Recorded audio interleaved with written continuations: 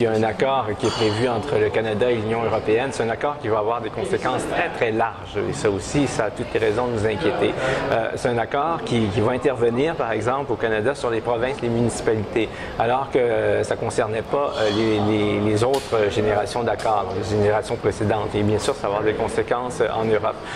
Pour les Européens, ce qui est inquiétant aussi, c'est l'effet que ça peut avoir sur les OGM, par exemple. On sait que la protection contre les OGM est très forte en Europe, mais ça va être vraiment une pression. Il est tout à fait prévisible que ce soit une pression supplémentaire pour que les Européens ouvrent leur marché aux OGM. Ce qui nous inquiète beaucoup aussi, et ça peut affecter tant les Canadiens que les Européens, c'est un chapitre sur l'investissement. On appelle ça, nous, le chapitre 11 de l'ALENA. Ça permet aux compagnies de poursuivre les gouvernements si ceux-ci adoptent des lois, des réglementations qui empêchent certaines entreprises de réaliser des profits.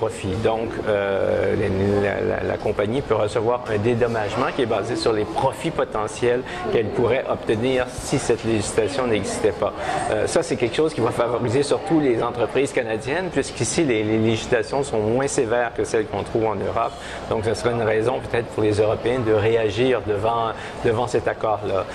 C'est un accord qui ouvre énormément de marchés et qui nous fait revenir en arrière finalement, parce que avec le ralentissement des négociations à l'OMC, plus le ralentissement en fait, c'est la paralysie des négociations, bien, on se disait qu'on avait une espèce de repos, mais voilà que ça revient dans cet accord-là, et qui est soutenu par notre gouvernement, évidemment, le gouvernement du Canada d'une manière très, très forte, très affirmée.